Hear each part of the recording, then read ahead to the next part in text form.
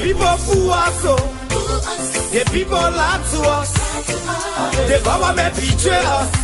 They can lie, they can steal, they will not go. I said we tired with their lies, we tired with their promises that led us to a lot of damages. We tired with that speech they preach indeed, and now you need to deceive us. The thing we saw, it frustrate us. So why can't you lie? Why can't you steal? Why can't you allow the citizens to breathe? You see, we just tell you that why we voted you. But you fool us, you screw us, you use us and later on abuse us. So why? The government should lie. Why? But that's the question that we ask. They lie. The people fool us. The people lie to us. The government betray us. They betray us so much. They lie. The people fool us, the people lie to us, the government betray us. They can lie, they can steal, they will not the corrupt. No one to trust, my people, no one to hope on. Nobody. My hope that I have been broken. I'm telling you, brother. So where are the schools? Where are the roads? Where are the jobs that they say they could afford? But they're too selfish. The people tired with their rhetoric. People tired, they tired. You see the reason why we ask why the government betray. They have enough of time, but yeah, then instead they delay. People suffer. No work, but people crying for hunger. Look at. Your vision and your mission, your intention to the nation, they poor. You got nothing to show. Nothing. So why? The government should lie. Why? But that's the question that we ask. They lie. The people fool us. The people lie to us. The government betray us. They betray us so much. They lie. The people fool us, the people lie to us, the government betray us. They can lie, they can steal, they will not go corrupt.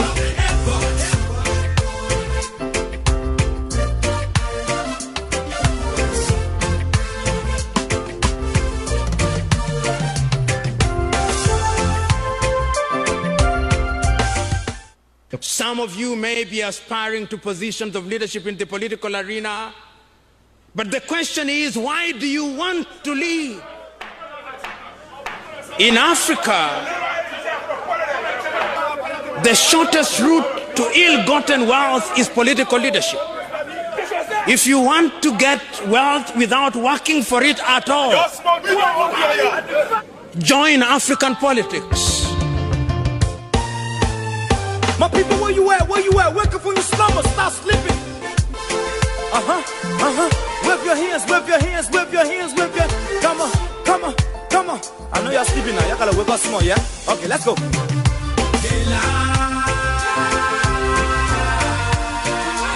people fool us.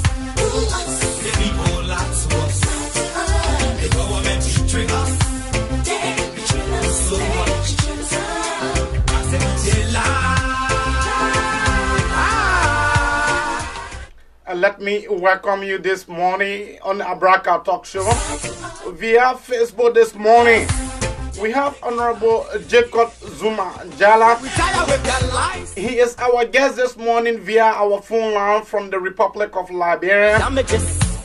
Jacob will give us a play-by-play description of the pro-poor budget. Is it pro-poor or pro-hope? And so Honorable Jacob Zuma will give us a clear understanding. As you may be aware, the name Jacob Zuma is not strange in our society, ranging from student advocacy, an American trained economist, public service analysis analyst. So stay tuned for you to get a fresh information from our guest this morning, Honorable Jacob Zuma Jala. The people fool us, the people lie to us, The government betray us. They can lie, they can steal, they will knock the corrupt. I said no one to trust. My people, no one to hope on. Nobody. My hope that I have been broken. I'm telling you, brother. So where are the schools? Where are the roads? Where are the jobs that they say they could afford? But they're too selfish. The people tired with their rhetoric. People tired, they tired. You see the reason why we ask why the government betray. They have enough of time, but yet then instead they delay. People suffer. No work for people crying for hunger. Look at. Your vision and your mission, your intention to the nation, they poor. You got nothing to show. Nothing. So why? The government should lie. Why? But that's the question that we ask. They lie. The people fool us. The people lie to us. The government betray us. They betray us so much. They lie. The people fool us. The people lie to us. The government betray us. They can lie, they can steal, they will knock the corrupt.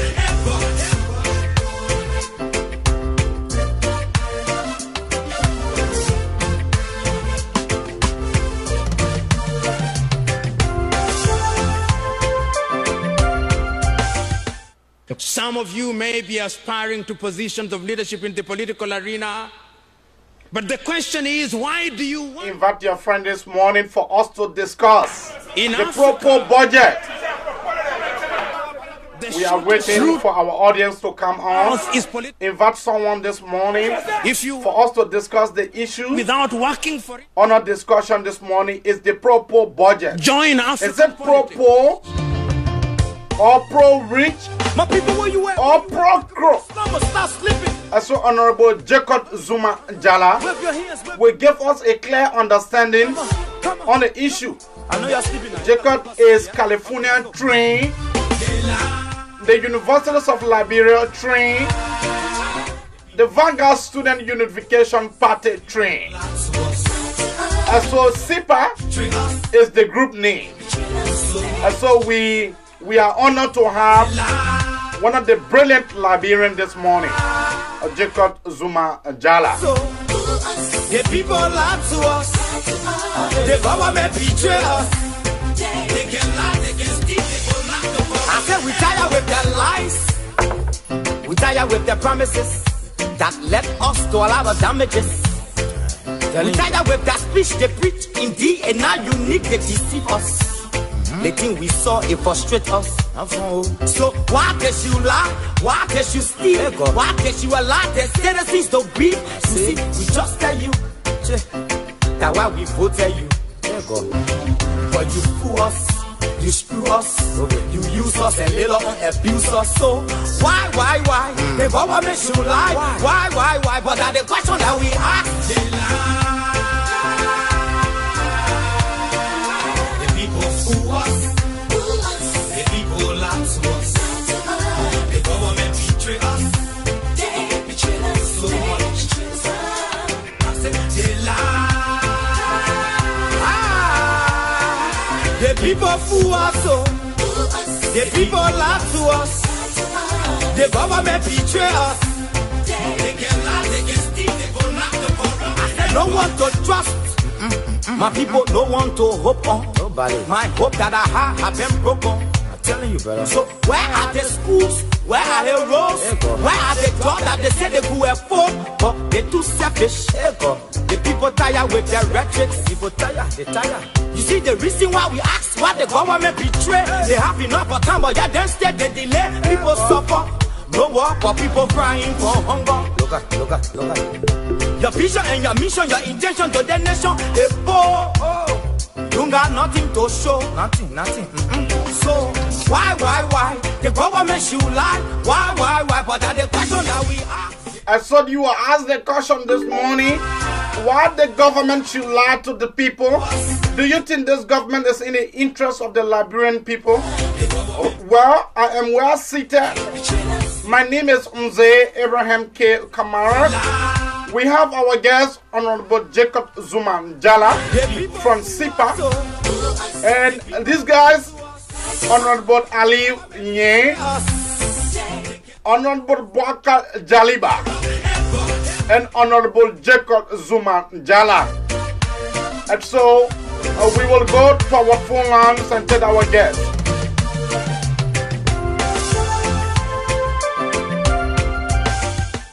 Some of you may be aspiring to positions of leadership in the political arena, but the question is, why do you want to lead? In Africa, the shortest route to ill-gotten wealth is political leadership. If you want to get wealth without working for it. Good morning, Jacob. Welcome to the Abraka Talk Show. We have you live via our Facebook site, and thousands of Liberians are monitoring our show this morning. We are coming to you from the state of Pennsylvania, and we have Honorable Jacob Zuma Jalat on the line. Honorable Zuma, good morning. Good morning, Abraham. Good morning to the diaspora community in America and other parts of the world. Good morning to Liberians following your broadcast right in Monrovia or Liberia here. Thank you very much. I'm absolutely honored to be on your program this morning. Who is Jacob Jalat Zuma? Well, Jacob is prominent young Liberian. We say that.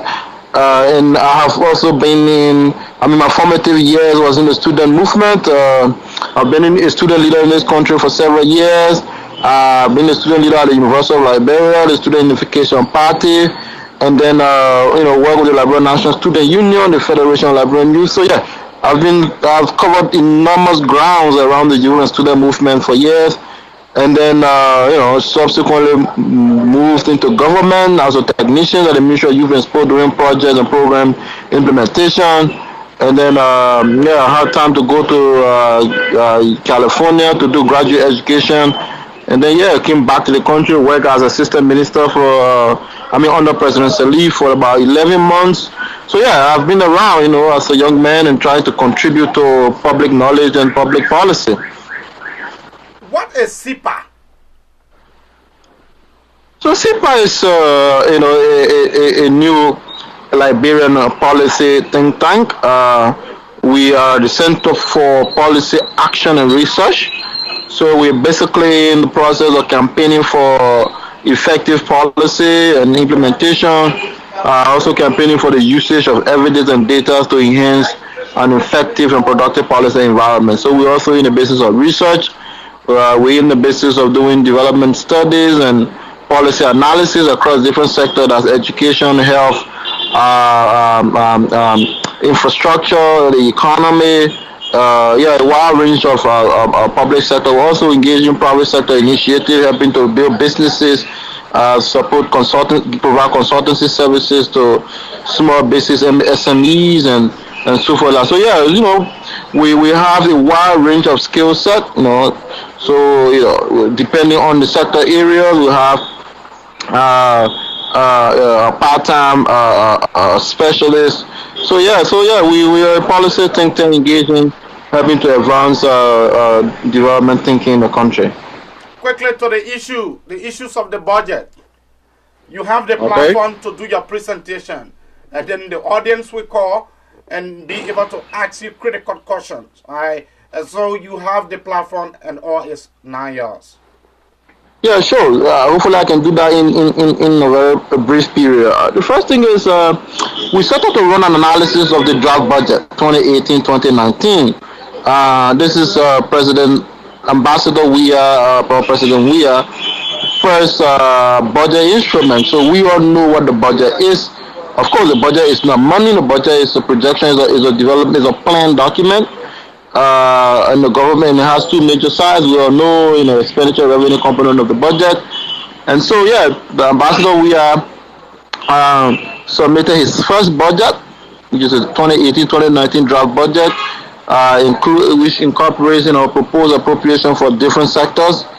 That budget indeed was submitted to the legislature not too long ago as a proposed spending plan for the new government. So we thought it expedient as a way of contributing to public policy to take a look at the budget and look at the spending program. Lastly, fundamentally, and Ambassador, we have declared like in January that his government will make investment in this country based on pro spending.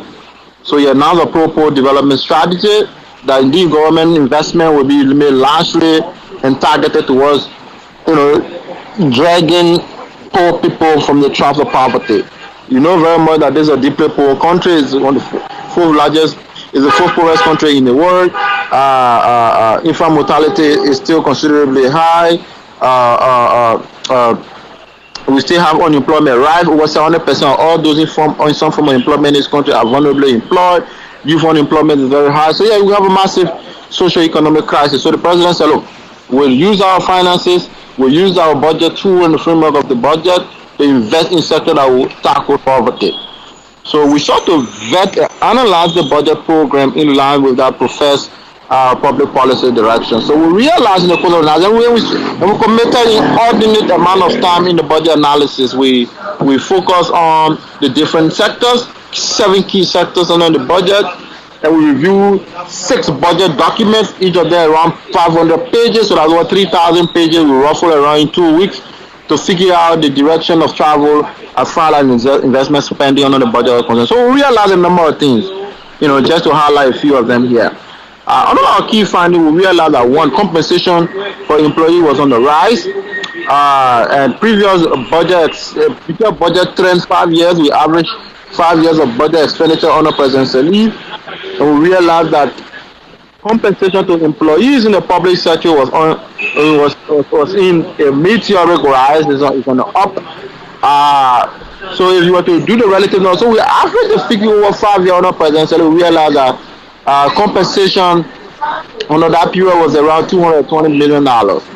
Of course, that number significantly grew in the last budget year, which was 17-18, which the budget year we're in currently around $296 million for compensation alone, which is a significant fraction of the budget. And we also realized in the draft budget, the current draft budget submitted to the legislature as proposed appropriation for compensation for employees in the public sector are $303 million.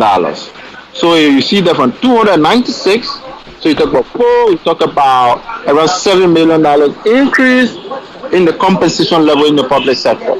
So that means that we're spending quite a significant amount, around 65% of the budget only on compensation.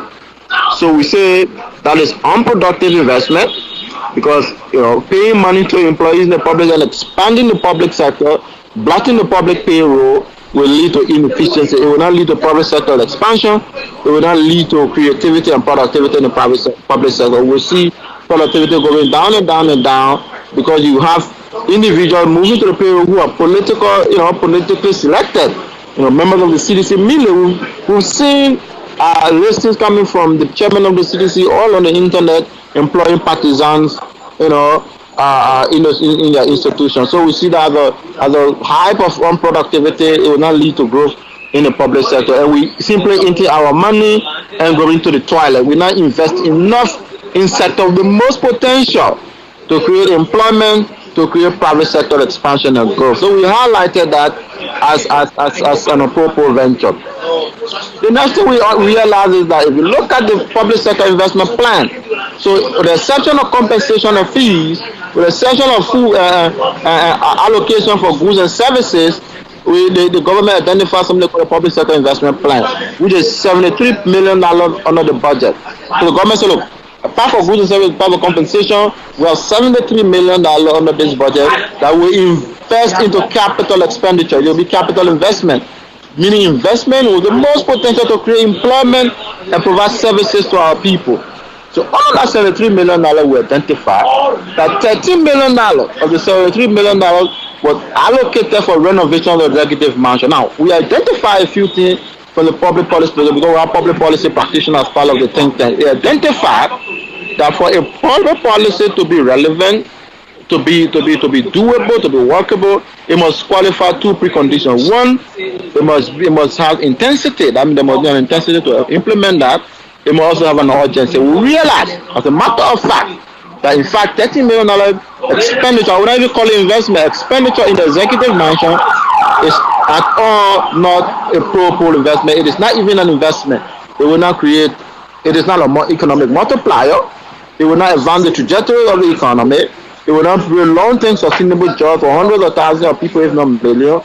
It will not address the issue of economic growth. So we do not see it as an investment. So we call for the budget people at the Ministry of Finance and Legislature to cut that. The president is currently residing in the Ministry of Foreign Affairs. The Ministry of Foreign Affairs. He's comfortable there. President Sali was in that mansion for 12 years in a period where we have enormous strain on the public purse, that we do not have sufficient resources to invest in key and important sectors like agriculture, tourism, and youth development. We cannot be committing a significant chunk of the public resources into renovation of the executive mansion. So we say cut it. You have to cut it and redeploy the resources into agriculture, into tourism, into sector with the most potential to create employment for the hundreds of thousands of young people in West Point and other places. In fact, we've emphasized on our research that if you look at the level at which unemployment is growing in the country, even if you want to say vulnerable employment, this country to remain at pace, we have to provide 1 million new jobs by 2030 to be able to remain at pace with the new entrance of young people in the labor market. How can we tackle that problem? We have to invest in agriculture. So if you look at the investment in agriculture, for example, under the public sector investment plan, $2.7 million was set aside for investment in agriculture, capital investment in agriculture, comparing that with $13 million under the executive mansion renovation. So we should cut it and invest that money into agriculture, the expansion of agriculture development, for example. So we realize a few things. Under agriculture, we did the research: palm oil, cocoa, fish and crustaceans, rubber, of course, also downstream rubber. I've got the potential to create some 320,000 new jobs for young people. 320,000 new jobs. So if we invest smart and innovatively in agriculture, we'll be creating over 320,000 new jobs for young people across this country today. How can we do that? We can do that by upswinging the level of investment on the public sector investment plan in agriculture development from $2.7 million to at least $10-12 million. Though that will be significantly below the Maputo Declaration that require African Union countries to invest 10% of public expenditure in agriculture. But we know it's a tight resource envelope. So we say, okay, move the investment level up. We also have a caveat. We say, look, we don't believe that it is government that indeed run agriculture development. I mean, that would be a silly thing to think about, because that will lead to not lead to productivity. It will not lead to growth. We think the private sector will lead that investment, but the government has to show commitment to investing in the sector, to make it a priority investment sector, to attract, because we think we can finance agriculture in 3 different ways. One, through direct foreign investment. So we attract foreign capital to agricultural expansion and development, and creating an agri sector, creating an agriculture value chain. So we fund agriculture by 3 ways. We say, 1, agriculture by foreign direct investment, attracting foreign capital. 2, we invest in agriculture through private equity investments. We also argue that you invest in agriculture through a form of a sovereign wealth fund and create private capital for smallholder farmers who will move from pre-mechanized to mechanized investment across the period of time. So we invest in cocoa, for example, and we realize that it will manage to cut post-harvest losses, because currently research shows that 17%. In the cocoa sector alone, that 17% of all production in the cocoa sector is discounted, is lost to post-harvest post-harvest handling of cocoa products. So our research shows that we will manage to rack that number up, yield per hectare to over 90,000 over a period of time. We'll be able to raise what we refer to our foreign export earning in the current sector and attract some $81 million into the sector. That means more foreign currency in the Liberian economy, which is indeed try to solve the problem of fluctuation in exchange rate. So yeah, we ran the full analysis. We also discover on our health, for example, that the allocation for health has gone up relative to previous year. We admit to that. It's $75.1 million, which is an increment of over $66 million, if my figure is right. So we see that dramatic shift forward, which is an improvement. But while we see improvement in the health budget, we saw a reduction you saw deterioration in financing, in funding to frontline primary health facilities like JFK, like Phoebe Hospital, like SD Cooper Hospital, like St. Joseph Catholic Hospital. So we see a reduction in funding to the primary health facilities and facilities providing healthcare at the community and rural level. And we also see increment in compensation at the ministry, at the bureaucratic level, at the level of Ministry of Health, more money for public for political appointees, goods and services, gas and scratch card. But we see a fundamental precipitous decline in financing to primary health sector health facilities. So we think that this not propel at all. You're not investing in key sector. On the tourism, we saw the battery investment 8,800, which is a pocket change. It has enormous potential. We realize that in sub-Saharan Africa alone, tourism contributed to a job growth of 6.0% in 2017. 16 million more sub-Saharan Africans were in the tourism sector in working in that sector, providing employment in that way. And the research showed that by 2028, that number is expected to grow by 22 million in sub-Saharan Africa. In Sierra Leone, for example, tourism contributed 3.7% of employment in Sierra Leone, 45,500 jobs in 2017. This is expected to grow to some 55,000 jobs by 2023. So you see, tourism is an important growth sector, labor intensive, provide hundreds of thousands of jobs for Liberia. The budget tends to blind out to the tourism sector and doesn't invest productively in that sector. We realize that. We recognize that. Even in the food and beverage sector, the World Bank reported that sector is expected to grow from 313 billion in 2010 to $1 trillion in 2030. And the rise in the demand for food and beverages in developing countries, including Liberia, sub-Saharan countries, including Liberia, is due to the rising level of urbanization. Cities are urbanizing. We see rising income.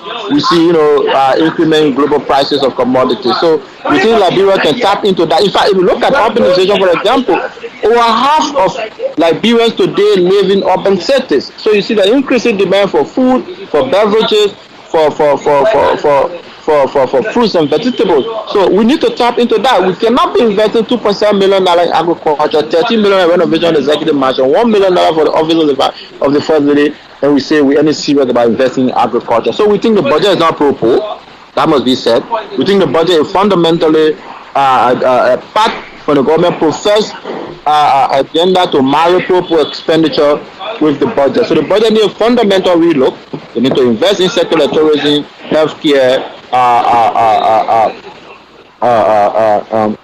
agriculture to spur growth, grow the economy and provide prosperity for Liberians today. Some people say, well, government has to employ people. That's why $303 million is spent on the public sector wage bill. Well, it is not protected because even the ECOWAS ambassador not too long ago from the ECOWAS state, he lamented over the fact that wage bill keeps going up. Employment is around 70,000. It's unproductive. It's unsustainable. We cannot afford that. Because even if you provide 70,000 right now, you still have around 4.1 million people who will still need support and provision of social services. So we need to free up cash, from paying on unproductive public sector to investing in the private sector, like expanding growth and providing services for over 4 million people who are in the rural areas and many parts of the country. And we know that agriculture has a propensity to do that, because if we take an example of Thailand in the 1960s, Liberia was a richer country than Thailand in the 1960s. In the 1960s, Thailand instituted a seismic economic shift towards investment in agriculture to deal with that poverty situation. A country of 66 million population, which is Thailand today, produces more in terms of share of export in agriculture, more than all of sub-Saharan Africa combined of a population of 800 million people. Today, recent years show that Thailand was able to reduce poverty, was able to reduce rural poverty by 60%. They were able to slash rural poverty by over 60%. It was 60% of rural people living in poverty. That number has been reduced by 90% today. In fact, with 10% of rural poor in Thailand today living in poverty, they got to radically cut that number by over 90%. And they did that through agricultural production at the field level, yielding level, up to processing, making use of the value chain, processing, making use of the value chain, transportation and logistics, providing employment at that level from processing, providing employment, logistics and transportation services sector, providing employment, up to retail services, providing employment to also by small businesses and the food sector. All right. So hopefully I'll be able to, because it's a 28-page document, hopefully I'll be able to cover some sectors for your listening audience. That was the voice. That was the voice of Jacob Jala. If you are listening, the brother gave us a clear understanding where the government should have been investing the money. They are not investing it in area that they should have been investing. In terms of the tourism sector, when you look at the educational sector. Another thing I need to chip in here. Yeah, quickly. If you look at the security budget, we realize that we're witnessing a massive increase in the security budget under the current draft budget, which is worrying. For example, if you look at the security budget, we see the security budget going up about $14 million. $12.7 million of the $14 million in an increase in the security budget go for something the government calls special operation services. Now, we know about special operation services and intelligence. Those are resources that are not subjected under the PFM law to scrutiny of an audit. So we know in previous government that whenever the public sector officers want to squander resources, want to swindle resources, they put it under intelligence because it's not subject to audit because of the covert nature of security intelligence. So we worry that budget has been going on. In fact, under the office of President Weah, compared to President Say spent like about $260,000 every year on your office on a special operation services. We that's per year. We see over 490% increase in our investment in our expenditure to 1.4 million under President Weah. So the question is, why are you spending all that money on our intelligence? I mean, what do we have a security threat? Does the government need to go out there and begin tapping on people and increase the security budget? So we think it's a worry. So we think we need to cut that massive level of expenditure or propose appropriation on security, to vocational training, to health sector, to provide services to our people, to tourism, to provide employment for young people, to agricultural development, to provide employment for our young people across the agricultural value chain. All right, if you are listening via Facebook, this is the Abraka Talk Show. The number to call is 215-594-6133. Jacob, you did talk about the issues of the First Lady budget. Why should the First Lady budget be decreased?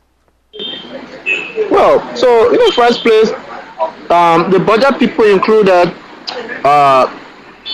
funding to the First Lady office, called humanitarian under the public sector investment plan, and they identify it as a public sector investment project. It is not. It is not. Humanitarian services, the First Lady goes out, provide 5 cup of for a Liberian in SKD community, and the president eat that 5 cup of in 2 days. After 5 cup of the family go back into poverty and hunger.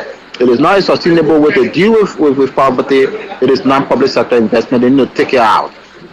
That's one. 2, we think that the office of the First Lady can utilize the tremendous level of goodwill out there. The office of the First Lady can utilize philanthropy funding, generous donation from some powerful philanthropy out there in the social sector, to find resources and financing to fund the office of the First Lady to do humanitarian work. We believe that the office of the First Lady need to free up some cash. We cannot be investing $1 million in the office of the First Lady. We will badly need those resources to invest in employment, to invest in productive sector in the economy. So we don't see that as a viable, productive investment. $1 million to the office of the Vice President, or to the office of the First Lady.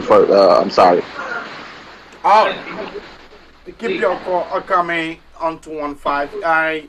When you look at the educational budget, right, educational budget, and compare that with previous budget, if you look at it, there are differences between it, even including the health sector and the tourism sector that you talk about. So looking at the way why you think that the seditions taking listing and employing, making it a burden on the government, why you think they should not do it? These people struggle for the government, so the best thing, this is their time to enjoy. Why should that be an issue? So it's not about, I mean, if you say enjoy, I mean, the government is under responsibility to invest productively. You cannot keep bloating the payroll, because if you keep bloating the payroll and then creating the basis for to undermine government, because in the first place, if you look at the revenue projection in the first place, the more you increase the government wage bill, the more you make life difficult for the government to be able to pay employees. Because if you look at the general performance of the economy, and you look at revenue forecast, domestic revenue forecast alone, the current budget puts revenue forecast domestically at $510.8 million out of the $562.2 million budget. This means that, so even that forecast of $510 million is deeply unrealistic. In fact, the Finance Minister, Minister Tue, admitted at the MICA press conference that indeed that there is a potential budget shortfall, that the revenue, domestic revenue, could underperform by around $54 million. So if you have a massive, gigantic budget black hole of $54 million, and government is not able to realize that in revenue, it means that you will have more on your expenditure side of the budget that revenue will not be able to finance. So you are on the road to an imminent budget shortfall. So if you keep increasing the budget, the size of the wage bill, employing more and more people, the economy is going to reach the level where it will not be able to raise the finances and the revenue to pay the huge size of the public bureaucracy. That it will lead now to lack of productivity. It will lead to people not taking salaries. It will reduce the ability of. So if you want to create employment, the most viable thing to do is to stimulate the private sector. For example, there are activities that the government is engaged with. The government may choose to, as a way of creating economic activity, expanding private sector. Say, look, if government is engaged in paying fees for janitorial services in the public sector, for example, if government is spending $10 million to maintain janitors and to provide cleaning services, we say, okay, we will divest that responsibility to the private sector, and most of our partisans who are Liberians can go into those private sector companies. Those private sector companies can provide employment for them and create economic activity on that level, rather than moving those level of people. Because if you move to the private sector will create value, it will create productivity, it will raise revenue, it will raise taxes, it will create economic activity at the level of the private sector. It will divest the risks that the government will bear by racking up the public payroll and stuff like that. So there has to be innovative. It's the most convenient, easy way to say, everybody coming to government, come on, let's get you on the payroll and you take money. But the government will not find that sustainable, because the time will come, the government will not be able to pay, it will create crisis. So we need to stimulate the private sector and create economic activity on that level. Thank you. His name is, you answered my question. Keep your call coming on 215-594-6133. This is the Abraka Talk Show, and we have Jacob Zuma on the line. Jacob Jala from Liberia, a former student leader and member of SIPA. So keep your call coming now on 215-594-6133. This is the Abraka Talk Show. Are you willing to go to the national legislature whenever you guys are invited to do a presentation and giving them the clear understanding as you are doing? Of course, we're more than open to do that. We are a policy think tank. We people who engage in policy work.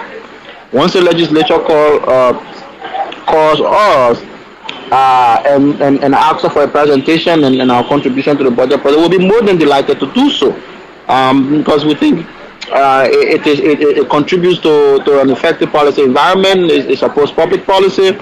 It helps to lead transformation on many levels. So yeah, we wouldn't hesitate to contribute to the policy debate and the process around the budget. All right. Let's go to here. And someone will say, but why you and Bwakai and the less of other were not critical during the past administration? And then my response to some of them is because not even because you guys were not critical yesterday, that in no way mean that you guys should not be critical of the budget that is not in the interest of the people. Of course. I worked in the past government as a low-level functionary. I was assistant minister for 11 months. I spent a bulk of my time in school in America. Came back to the country. Worked as a low-level technician at the ministry. At technical level at the Ministry of Youth and Sports. So we contributed. Our support and we made our policy advice. So we have to be. So there's a fundamental change of position.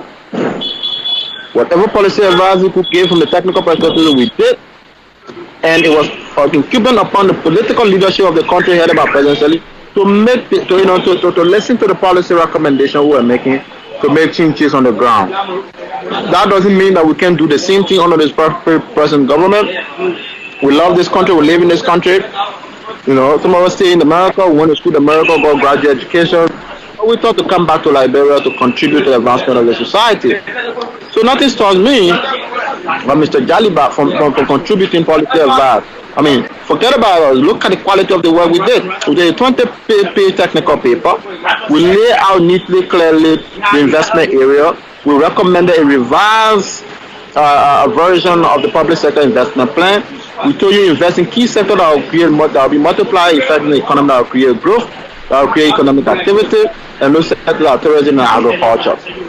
Stop wasting resources on the renovation of the executive mansion. It is not pressing. It does not have police policy intensity. It does not have policy urgency. So we made all the recommendations. So I think nothing stops us from recommending transformation, recommending advancement of the way we do policy on the ground. It happens not only here. It happens in Britain. It happens in America. It happens even in Ghana. It happens in Sierra Leone. People who may have been in government before can make policy recommendation for the transformation of the society. So we do. It's an attempt to bully out all of the discussion. We have our first caller on the line. Yeah. Caller, what is your name and where are you calling from? Welcome to the Abraka Talk Show. Thank you. This is Emmanuel Flombo. I'm calling from Pennsylvania. Quickly to the issue. Yes, I listened to some part of the deliberation from Senior Comrade Jacob Jala. Let's be real, right? It's good to have some of these arguments and disagreements. But the research results did not give a baseline of their argument. Okay, if you are to give such research analysis or make such research analysis on the government's budget, looking at a new government that just come to power, it would be fair enough to do that analysis with the past government first year or second year budget with the current first year budget of this government. Then you do that analysis.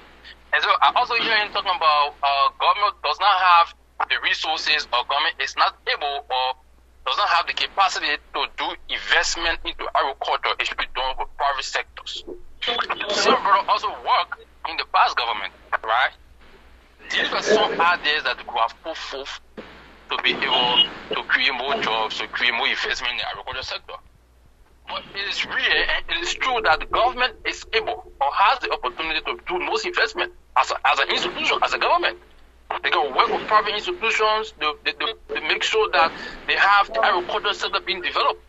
And so I think that we still need to have a chance given to this government. Give it a chance. Let them run their budget. Let's see the analysis from the legislature as compared to the past government, and so let's see how far we move.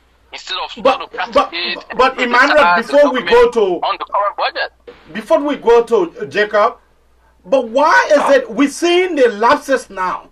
Don't you think it is necessary for us to be able to correct the necessary checkpoint now before the execution? The first thing I would let classify the report to be a political motivated report. That's a political motivated. It's not a professional report because it has political undertone. So if it was free, did you read the report? Did you read the report? Research report, you could have that report being having a baseline document from that past government, from his government, his government. Oh, so for the fact that it don't have a baseline, so that means it is political. It is political. I mean, he worked in the previous government, so he will make sure that he baseline the past budget from his government and compare it to the current government budget. Then that would have been much fair enough. All right, thank you. Jacob will take his response to your question. But thank you. The first thing I need to say is that, I mean, it's becoming evident. I was asking a question, but my question didn't go through. I was asking Flomo whether he read our report. That is the first thing. Did he read the report? I mean, judging from his statement, it's evident that he did not read the report. Or if he read the report in any case, it means that he read the report deeply prejudiced. So that Jacob Jala is contributing to a document, Jaliba recruit beyond the document, Ali Fouanier contributed to a document, and so he went to the report blinded by the personalities. But he should have taken our time to look at the full context of the report and look at the simulation, look at the numbers, because we ran the numbers.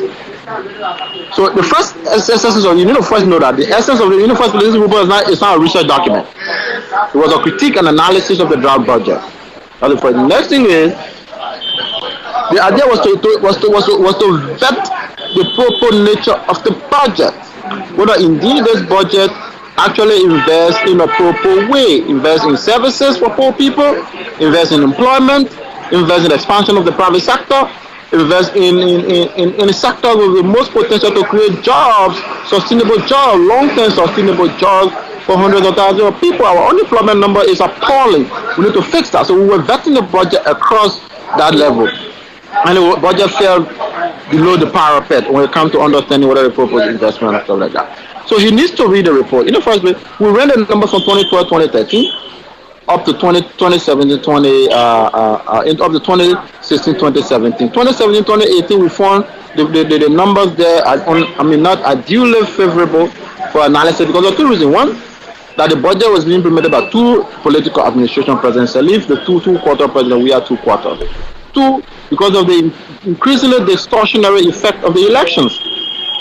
So we found the numbers from that budget here entirely unfit for purpose of analysis. Jacob, we have a caller from Australia. Let's take this one. So someone needs to read the report.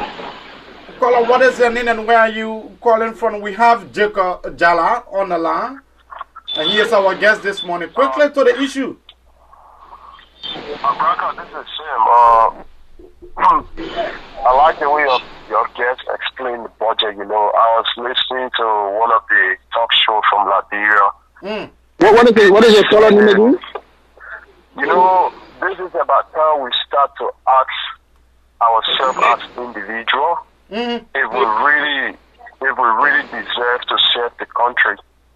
Because if you look at that budget, there are a lot of areas, there are excess amount put into those areas, and they were put there for a reason. The reason they were put there so that they would take it, and at the end of the day, when they are audited, there was going to be no proof to trace those money.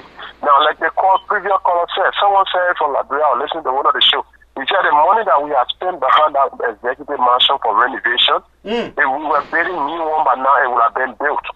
Imagine all the years when it was in power, there was a fund allocated for the renovation of that executive mansion. Now, $13 million. You see, it comes down to honesty. Trust me, Abraka, we don't have leaders in that place. If you ask me now, I will tell you it's better we give this country back to the white people. At least we will see something good being done, because all of these people, trust me, they are not there for any good. Now, the brother was talking about the agricultural sector. I live in Australia, all right? Yeah, the agricultural sector. Jacob, talk about that. Do you know they sell cattle like cows, sheep, goats to the Arab nation? Do you know Australia is one of the highest suppliers to the nations? And do you know that's where they get one of the highest income from? But our guests talk about the agriculture sector, and even the allocation is extremely low. Yes. Now, my brother, I didn't say extremely. It is zero. For health's sake, it is zero. We got a lot of youth in that place that went to MVTC that are trained carpenters. Now, I listened to this economics the other time, Samuel Jackson.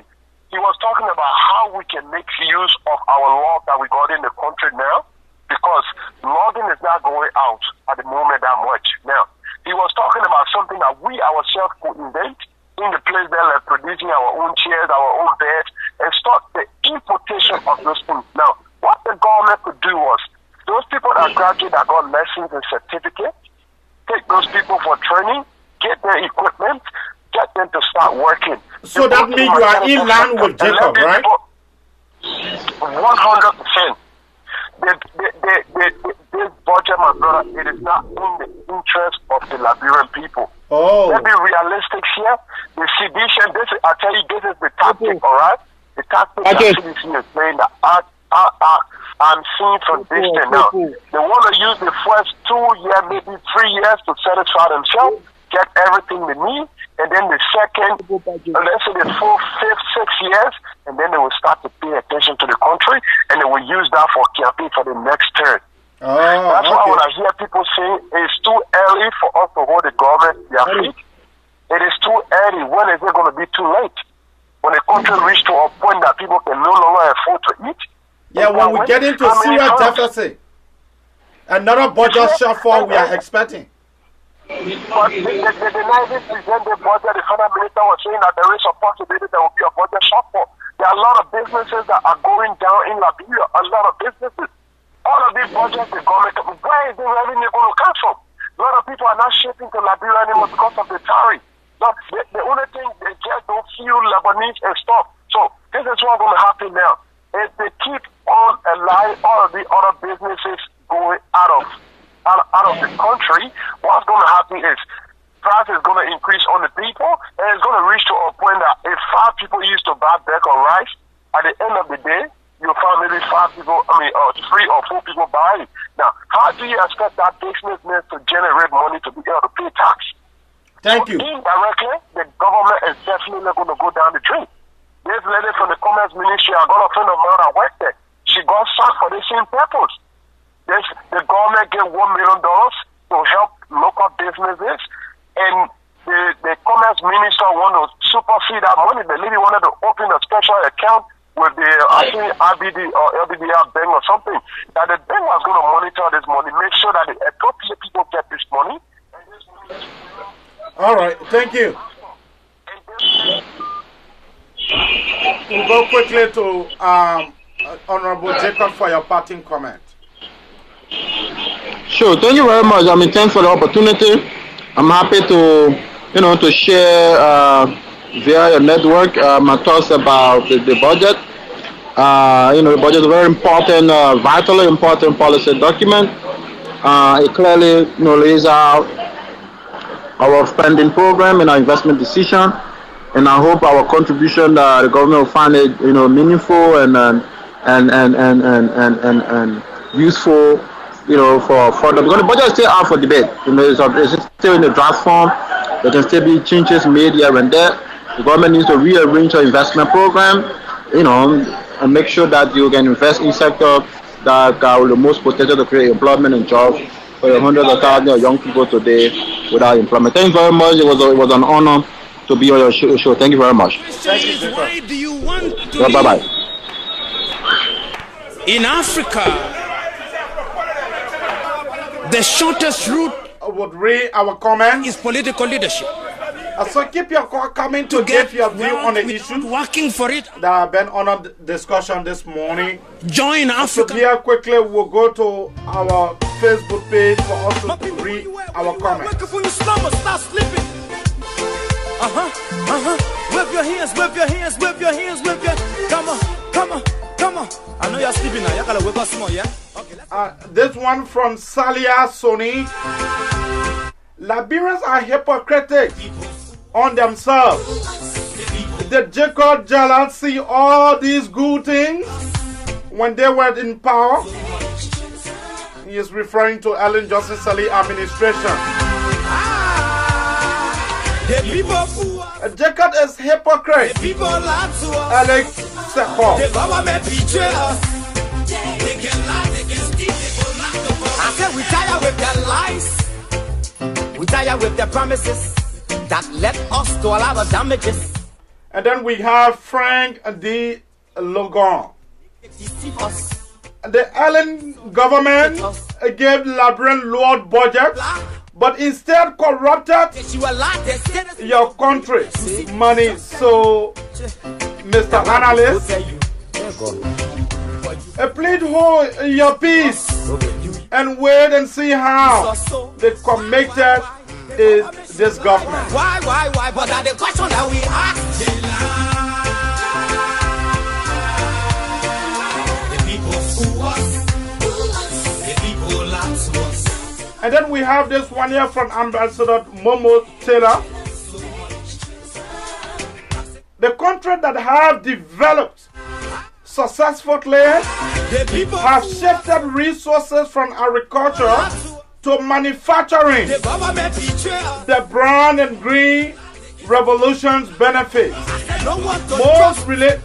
Most regions of the world, particularly East Asia and the Pacific, were certainly young. So that is from Momo Taylor. The people tired with their rhetoric. People tired, they tired. You see the reason why we ask what the government betrayed. This is the Abraka Talk Show. We are here to satisfy our audience. People crying for hunger. We have been here looking at the budget of the pro-poor budget, I mean.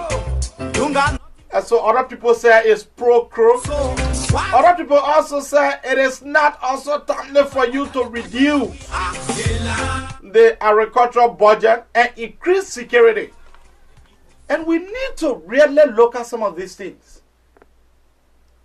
I in line with some of the things that Jacob said.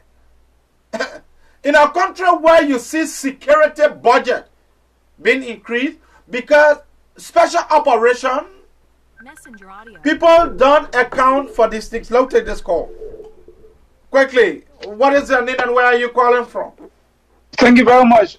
My name is Ambassador D. Momoto Jr. I called from Japan, precisely in southwestern part of Japan, Kumamoto City. Quickly to the issue. Thank you very much. I listened to Jacob Zuma. He spoke very well relative to the budget situation in our country, but I think that he registered the government need to prioritize the private sector and try to invest into agricultural, both the green and brown field, and that is the energy sector, mining sector, and agricultural sector. That is one of the sectors in our country that have remained dormant for some time. And to boost the economy, we have to follow the stories or the development of what other countries have been going through. So relative to that, I think the government must readjust the buttons to be able to prioritize those sectors so that the agriculture can contribute to the development of the economy. Other than that, we'll be drafting budget, people will be receiving salary, 65% of the budget will be going towards salary, and at the end of the day, you have the country will still be on a standstill. Thank you very much. Thank you. For you to have the security budget be increased, that is something that we have to watch out for. And so, our country, the citizens, employing people that will be burning. What they also giving the first lady office $1 million. $1 million for the office of the first lady. For what? Anyway, that is Liberia. May be aspiring to that is Liberia.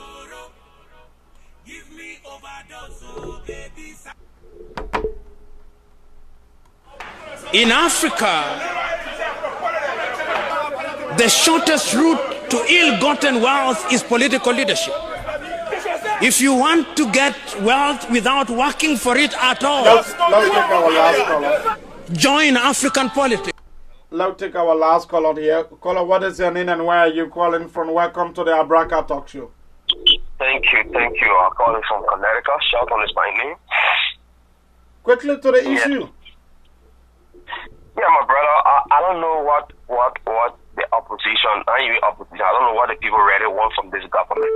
If the government try to increase security, it's something that we should watch out for. Like I hear you saying, watch out for what? When we have a broken security system, We got less than 3,000 military personnel in Liberia. We're advocating for war crimes court in Liberia, and we're trying to increase security to protect the people. Every time you come on the show, you talk about how many people have died since they making the power. To increase security and give our people a chance to live happily is something that is bad. So it's better to increase the security and also decrease the educational budget and the health budget, right? Well, I don't know what the educational budget, health budget, all of them increase. The government is operating with a system. The government has its own system that's operating. The government not operating on any or platform or analyst who outside the government ideas. It's operating on its own idea. They have their own specialists. That's the reason why they came with their own budget. So, I mean, the government will function the way the government sees fit. When you have 1.5% of the total budget being allocated to agriculture, then you call that improvement. When you say in 4 year time you want for you to be sustainable a country, you call that improvement? Well, thank you. From your own, you see, hello? Yeah, quickly, we have another caller. From your own point of view, it would be something that is not sufficient, but from the government standpoint, they know exactly what they're doing. Okay, thank you. If they do not succeed, well, it's up to them, but I guess they will succeed. Okay, thank you. Keep your call coming on 215-59461. I'll take this one. Fred, good morning. Good morning, how are you doing, sir? Quickly to the issue, Fred. Yeah, I've never really been following, but I listened to a few callers talking about like security increase and other stuff. And one of the things people have to understand is that security operation is different from recruiting manpower or deploying people in a lot of places. Most of the time you see, like, we talk about NSA. NSA is not like a physical security that is going around protecting people. They're mostly about information, other high-level executive operation. You talk about the EPS and other stuff. But we're not looking at, if they were saying, oh yeah, they want to recruit, increase the manpower and make sure that people will be deployed along borderline, like immigration, that the police be more deployment for police and other stuff, we'd be looking at that. But right now, I think people kind of getting them messed up. So I think there should be clarity. But the clarity is if there was more people being employed in rural places, in other borderland to protect our people, we appreciate that. But increasing special security operations where we have problems. Yeah, you increasing the special service, budget. So and you know that money sent to this area, they are not to be audited. You know that. I know, but we know about police security operation. They usually not being audited. So. Okay, thank you. Look at this one. Quickly, caller, what is your name and where are you calling from? Hey, good morning, everyone. My name is Ashley Donzo, and I'm speaking to you from Philadelphia. Quickly to the issue. Yeah, thank you so much. I listened to the brother Jacob Zuma expose, and I must say with fairness that the brother gave a real critique of the national budget, especially at the appropriate time. The appropriate time meaning that the budget has not yet become an approved budget. It is just in the draft section. So if a group of Liberians just sit together, give a critical analysis of the budget, and I don't want people to see this as people that just want to go against the government. They are good citizens, and they have to bring the broad-based analysis at a very appropriate time, wherein government still has the chance to make changes on the budget. It's very frustrating that the government that comes to power without any signature plan, meaning any signature development plan, will always struggle to even align its own priority. We don't know from a look of the budget what the government wants. The government goes ahead and says so many things to us, but we don't know what the government wants. The budget speaks it all, that the government doesn't want everything that the government says about people, nothing is reflected in the national budget. That is the sad thing. So I think the government still has the chance to make adjustment of those budget lines, to be able to capture priorities, especially the ones that relate to the direct purple agenda, that is the educational sector, that is investing in our agriculture, that are going to make our country food sufficient, and which is also good. So I don't want people to look at this as somebody sitting from outside and trying to back the government. It is good that these bad borders are not to make an adjustment. So I will encourage the government to really give a serious consideration to this analysis. Thank you, Chief. Thank you.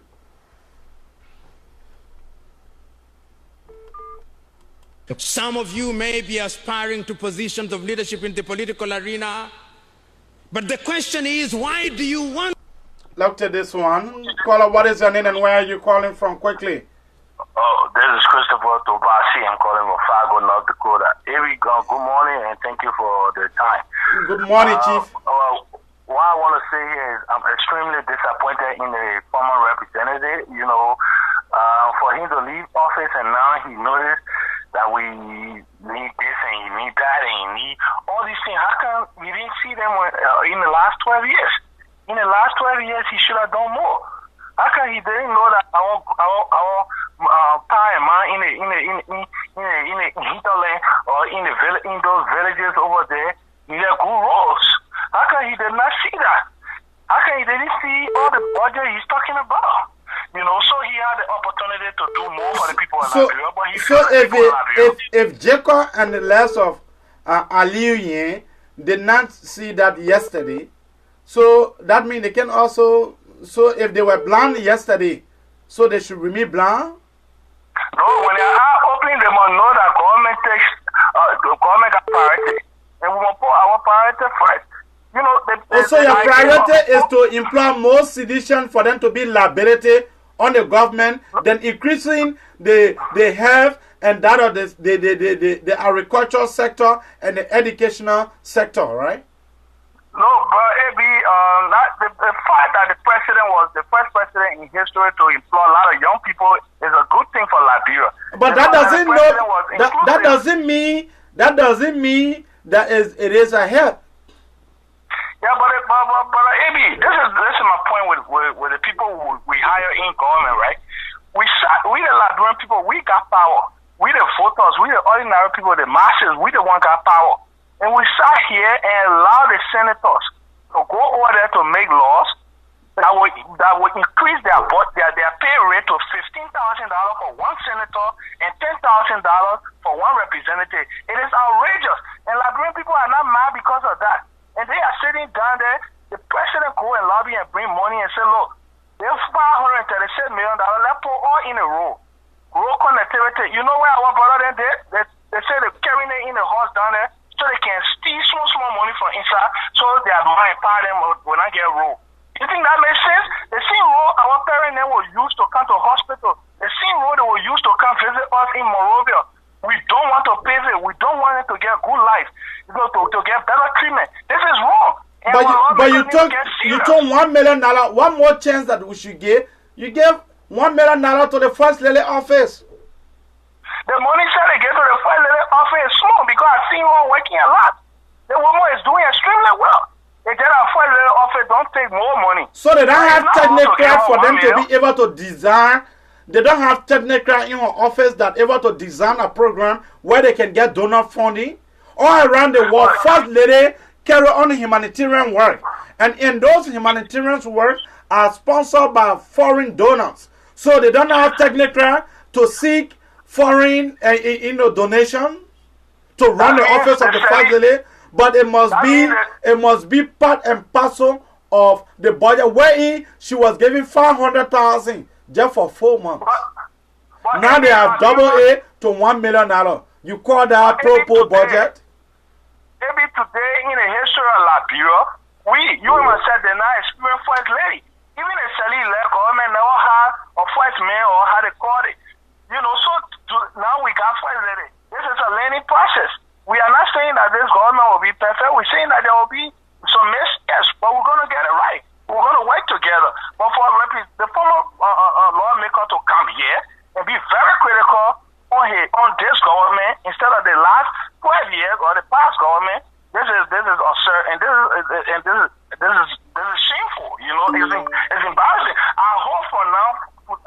forward, the representative will bring ideas on the table that we ourselves will use so that we can better our country up. You can criticize, but then bring solution.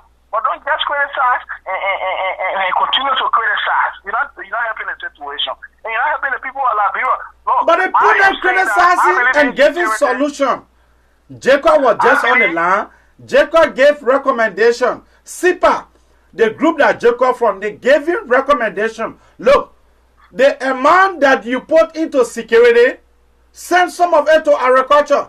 Also, you think 1.5% of the total budget be allocated to agriculture. That what will make Liberia to be self-efficient in terms of food. Brother AD, security is paramount.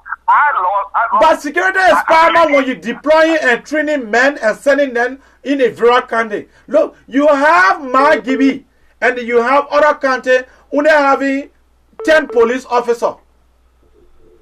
Yes, we got to increase the number. Thank you. Thank you. Let's take this one. Thank you, Chief. Caller, what is your name and where are you calling from? You are our last caller for the day. Oh, thank you. How you doing, my dear brother? This is Ellis Carter calling from Atlanta, Georgia. Quickly to the issue. Yeah. Mommy, the last time I said this thing again, and I will continue to say it. Say it. Yeah. Our people, we have our own problem. The using of means, why you increase money or budget of payroll that is not auditable. Why you increase the budget for those kind of people? Because they want to use those kind of, they want to use those means to get more money and put it in your pocket. Because those agencies that they're increasing money for, they are not auditable. They are not auditable. No auditing agency in audit those kind of agents or those security expirators that they allotting the kind of huge money for. You know what I'm saying? Quickly, yeah. So that's the means that they're using. But we already know their plan. But the people, when we say it, they say we against CDC. But we're not against CDC. We love our country. Liberia is our country. The people we enter today will go back home tomorrow. You know what I'm saying? My man, you elected the people want to get all their partisan in job. So that one, you saw Mobile Molu sending a list to Civil Servant Agency. They want all the citizens to be on payroll. So that one, the police said they were hungry for 12 years. So that one should not be an issue. That's what the Liberian people voted for. Gas price today in our country, $500 and some more dollars for gas. And then somebody say gas price going up.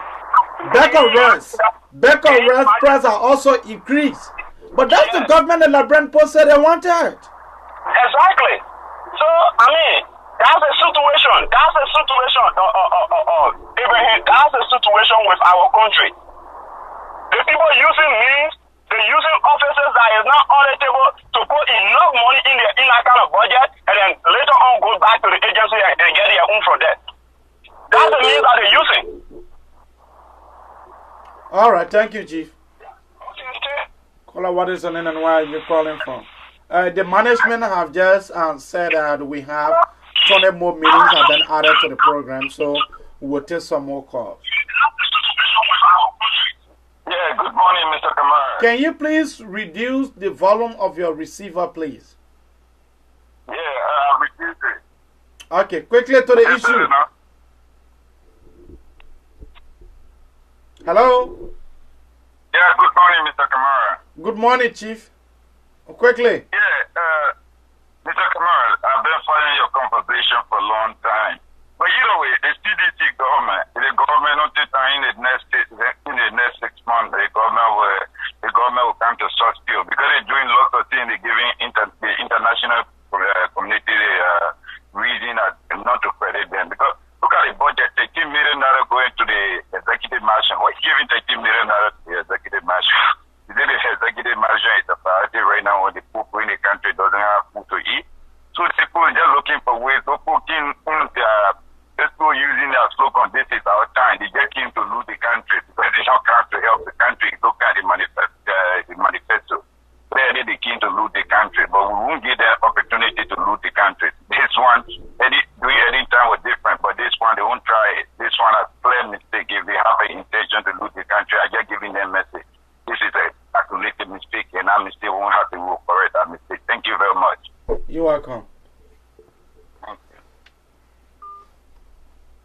Some of you may be aspiring to positions of leadership in the political arena.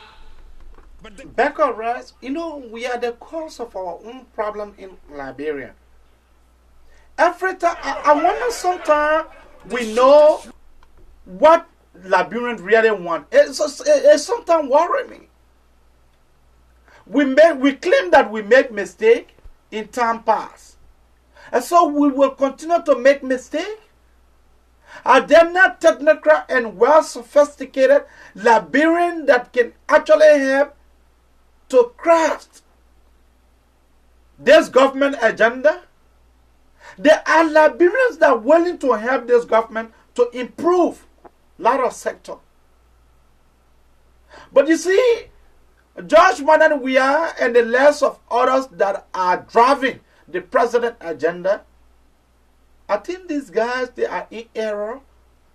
For you to increase the... Look, I told someone that Mother Bio, Julius Mother Bio, from Sierra Leone, his 3 weeks in office is better than President Weah 100 days. The man first week or second week in office declared that all high school will be free of charge. Secondly, if you are an instructor in Sierra Leone, your children will go to university free. That's not a campaign message. This is a man who is already a president. But likewise in my country, you have a president who increased the budget, the allocation of security, the security budget in our country, and knowing fully well that the security apparatus cannot be audited because it's a special operation. That's how they enrich themselves. By sending money to special operation, and then when you ask them, they say, oh, in fact, you're not even fool to ask this guy what the special operation was for. But they have sufficient money allocated in the budget for that. Look at our agriculture sector. How can a country have 1.5% of the total budget allocated for agriculture? Then you want Liberia to be such a sustainable country in 4 years. So in 4 years you will have, if not, 1.5 times 4. Probably it will increase to 2 points. How you want the agriculture minister to really perform? Look at our educational sector. There is no clear plan in a way of improving the life of our people in Wakonjile, improving the life of our people in Vahu and Masamulahu, improving the life of our comrades in Zowenda, Bekenda, and Palala. When we talk, they say, oh yes, indeed, these guys are looking for a job. What job? Jacob and the less of Aliu and Baka Jaliba, they are well schooled. They went to sweet school. So these guys, even competent to go back in a classroom and still teach, they will still make their living. They can still work for international partners or international organizations around. When people critically critique this government, the best thing you're always telling us that, oh yes indeed, this government just took over. Just we have now, look at the rice price in our country. Amen. 1 ton of rice is purchased in China for $457.07 for 1 ton of rice, which is equivalent to 24,000 plus bag of rice. One bag, our Liberian people buy 1 bag of rice almost $60. Do the mathematics and get a clear understanding how the Lebanese and the Fulanese are stealing from the Liberian people. If you buy 24,000 800 and some more bacon rice for $457.07. And then you're selling one bag of rice to the Liberian people for almost $60. That is corruption in a higher place. But we are not looking at that. The president took office and decided to have a meeting with the rice dealer. What have happened up to today? Has the rice price decreased? And rice is one of the commodities that you don't need to play with. Because we know what the Liberian people are capable of doing for their rice. We know that. In time past, some of us, if you were to give us $150 at a time, that was big money for us. Today, you are giving almost $500 to children for reset. $500 for reset today. But back in the days, $50 for reset, I want not so much money. Now the children today are receiving $500. If a child wants a good reset, it's about $500. And then you don't want us to critique the government constructively. Increasing almost $13 to $14 million for the renovations of the mansion. Is the mansion a priority right now in reducing poverty? When 66% of the total budget been allocated for salary, then you call that propos. When people are making, assistant ministers are making $3,000 to $4,000, you call that propos? You really call that propos? The guys are investing in themselves, making themselves rich over time. I told someone, Nathaniel Magel, how do the mathematics? It is not wrong for Nathaniel Magel to go and take loan of $200,000 to purchase a house. It's not in no way wrong. But my question is, why Nathaniel Magel and the less of others, they did not take loan when Nathaniel Magel was assistant minister under Ellen Johnson's leave? When they say Nathaniel Magel was CDC chairman, why he never requested for loan? Okay, let's agree that by that time he was not thinking about it. You do the mathematics for $200,000. And Nathaniel Magel is making $7,000. Let's assume. Because the president said none of them will make over $7,000. So let's assume that Nathaniel Magel is making $7,000. It will take Nathaniel Magel about 5 years to finish paying that loan. So are you telling me Nathaniel Magel don't have children? He don't have responsibility to pay bills? Just start playing with the Liberian people. Just stop playing with the interests of our people. For too long, look, over 1 minute the people supported. The people supported this government. The Liberian people went to the poll and elected Josh Madan overwhelmingly. What wrong that up to today that the president has refused to order the past administration? The past government have not been audited. Why? And these are some of the reasons why the international community not taking this government serious. That is the reason why the funding, the donor funding, is not coming in. They are complaining just the constitution has just been violated. The National Election Commission said they don't have money to conduct election. But you rather take a $1 million to give it to the First Lady or allocate it for the First Lady office instead of you looking at other priorities. When we talk, people say we are against. But when we come here and praise this government, people say, oh yes indeed, you people are looking for a job. What you guys really want us to do?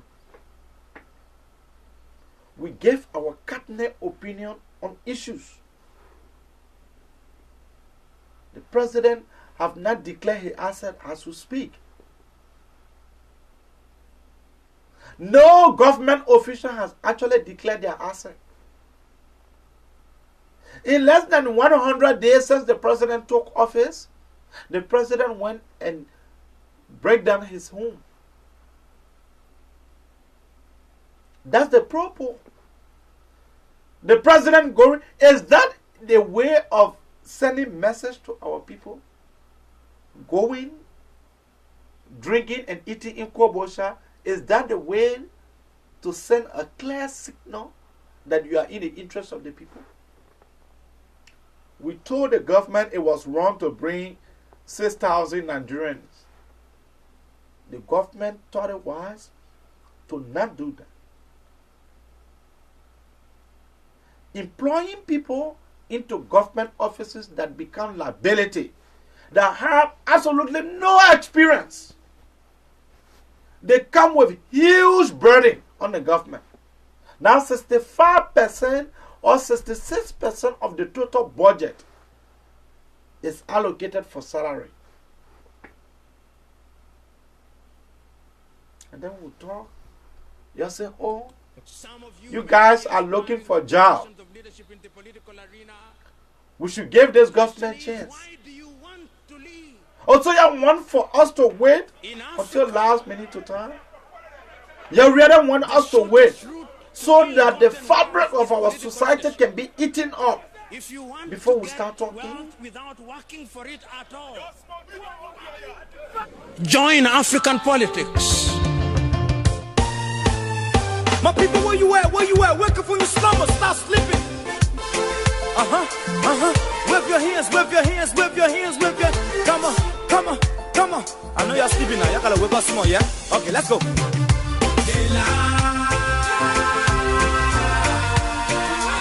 people who us, the people lie to us, the government betray us, so much. I said they lie. The people fool us, they really fool us. They pretended that they are in the interest of the Liberian people.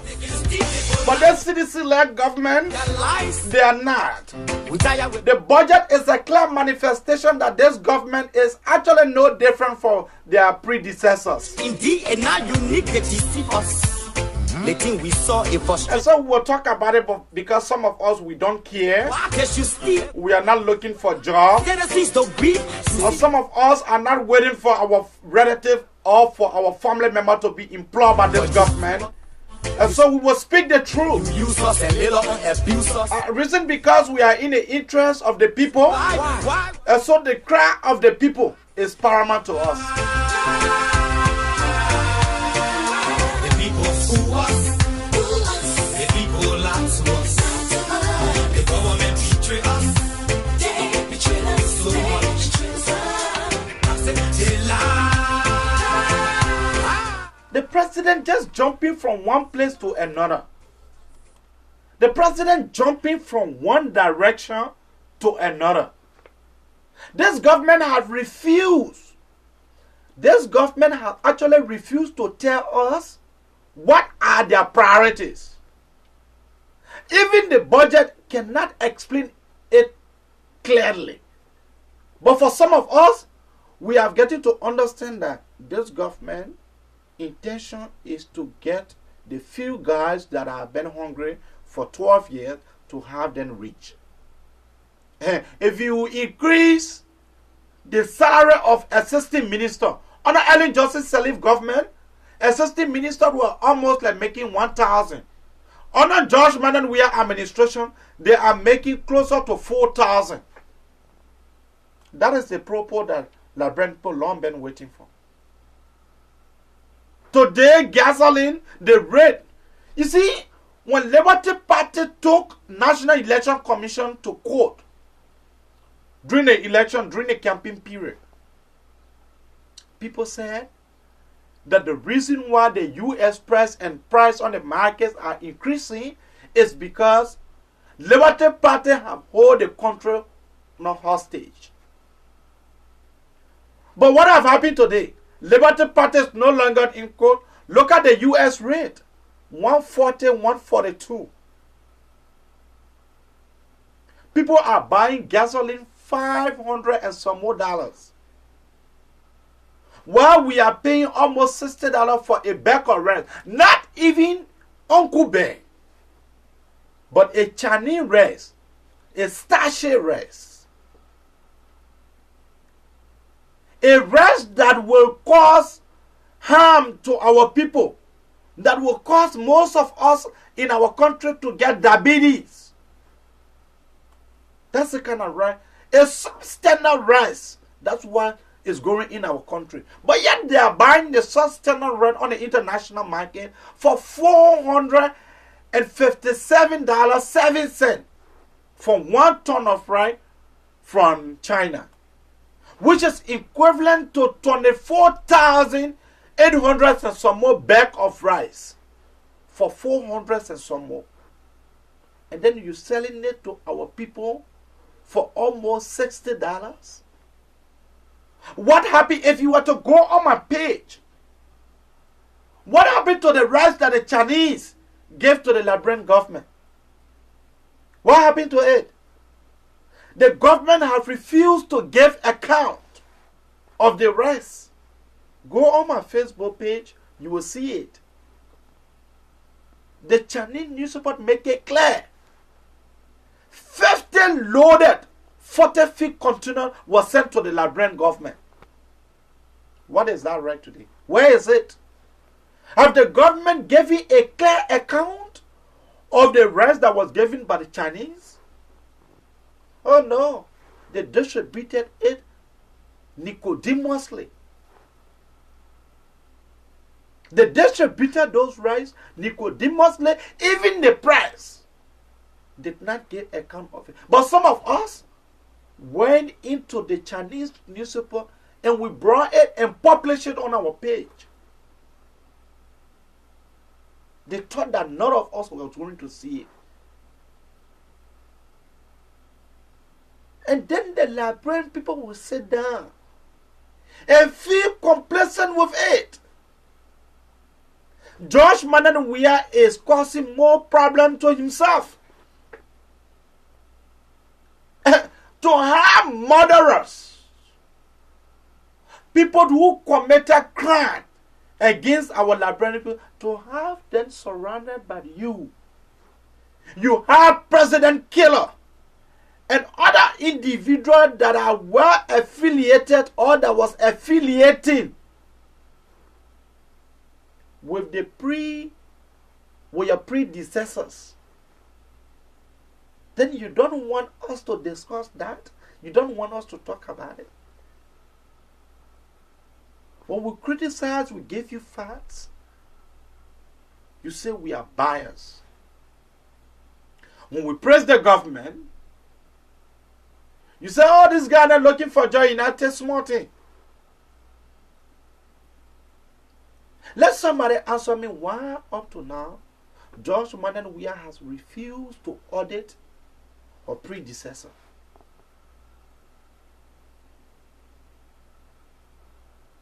Why? You claim you against corruption. But you know why? An attempt for George Mananwia administration to say they are auditing Ellen Johnson Sirleaf. You will hear a lot of things. You will hear a lot of things. You will hear a lot. Look, George Mananwia is playing with a lion. Ellen Johnson Sirleaf is not someone to be trusted. The day George Mananwia will attempt to say you are auditing Ellen Johnson Sirleaf administration, Some of you guys will be surprised to know how the CDC campaign was funded. Some of you will get to know the money that CDC used to go run campaign with Vani Salif from the Internal Affairs Ministry. You will be surprised to know where this money came from. And so the president make it clear that he will protect Ellen Johnson Sirleaf. It's not just giving her security, but protecting her not to audit any of these guys that were affiliated with quote-unquote Ellen administration. But Ellen Johnson Sirleaf, when she took over, she brought to book Judy Bryant, Edwin Melvin Snow, and that of Bernard Ure went to court. She took them to court. And the international community looked at Ellen Johnson Sirleaf and said, look, this lady is serious to fight corruption. I think we can trust her. But for John Weah, when it comes to peace and reconciliation, Josh Manuel Weah cannot be trusted. Why? Josh Manuel Weah refused to unite the Liberian people when he was peace ambassador. Josh Manuel Weah was not successful when he was peace ambassador for our country. He was not. Josh Manuel Weah wasted the Liberian people money by bringing foreign players. Josh Manuel Weah went and brought people like J.J. Okocha, Wango Kanu, Samuel Ito, and other people. Who told you that the people in Grand Gile and Nimma, they went to war, or we went to war because of football star? Who told you that? But what was the trickle-down effect on the life of our people in the rural area that could not come to Monrovia to watch the soccer game? The game was not even televised. And then you want to tell other Josh Manuel Weah was successful? Then the Liberian people elected him. They elected him as senator. Look at this caller. Caller, what is the name and where are you calling from? It's Christopher calling from North Dakota. Quickly to the issue, Chief.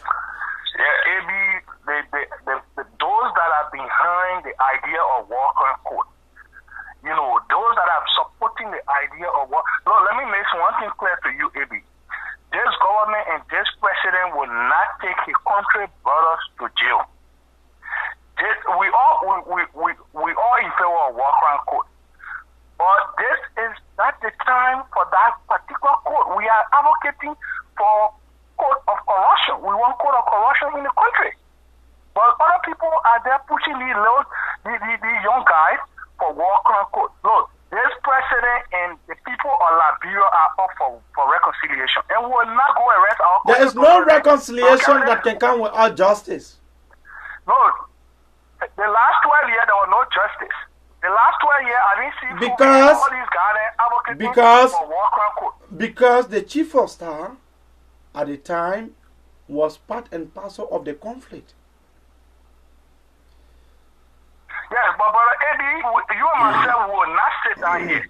And the people of Nima County gave their son to their own son, John Weah. John Weah is a countryman. Prince Johnson is a countryman. John Boyle is a countryman. Look, these guys, Bernard Ure, Alexander Cummings, and Bronsky, Helen Johnson, who are supporting the idea of the country people arresting their brother to stir conflict between the country people. The country people are smarter than this. We will not fight among ourselves for the second time. We will not kill our children for the second time. We are not going to arrest our brother to just carry them to the Hague just because we want to certify Alexander Cummings, Bronsky, and Ure, and Helen. These people are tricky. Thank you, Chief. Thank you. The president was not even successful when it comes to the peace and reconciliation. Say Josh Manuel Weah is a peaceful man. Yeah.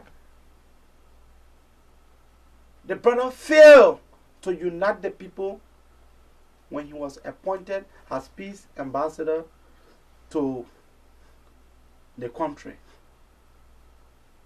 The president was again elected to serve as senator. What was Josh Martin Weah's achievement as senator?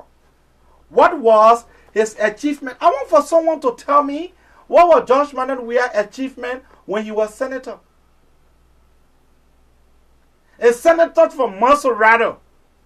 Not a single day that the president even make an attempt to go to the universities of Liberia to help the university to, even when it comes to budget allocation, in championing the cause of the university or the educational sector. What was the bill that was introduced by this president? The Liberian people again elected him to serve as president. Up to now, the brother has refused to declare his assent. It's unethical. Amen. So are you telling me all the time the European best, the world best, the African best, the players of the century? Josh Martin Weah is one of the poorest world best in the histories of soccer. Poor in the histories of modern soccer. Josh Martin Weah. Someone said Josh Martin Weah investment went through for womanizing and whatsoever. This brother, the president need to try and focus on his priorities, and which of course his priorities are unknown. We don't know what this government priorities are. We don't know it. Until this government can tell us that their priority is road or health or education, you cannot do everything at the same time. You want build military hospital. You want increased salary. You want salary deduction. You want a bill roll. You want do this. You want do that. How many times we should continue to come here and continue to look at the errors? You think it's joke? Great Britain and the last of others has said Liberia is not safe. They are asking their citizens to be mindful in traveling to Liberia because Liberia is under security threat. You see that to be joke? You see that to be joke?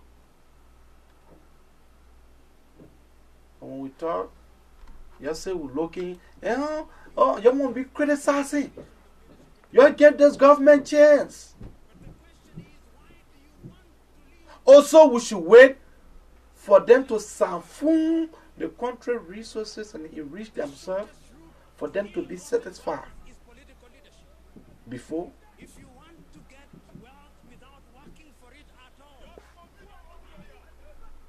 In African politics. My people, where you at? Where you at? Wake up from your slumber. Stop sleeping.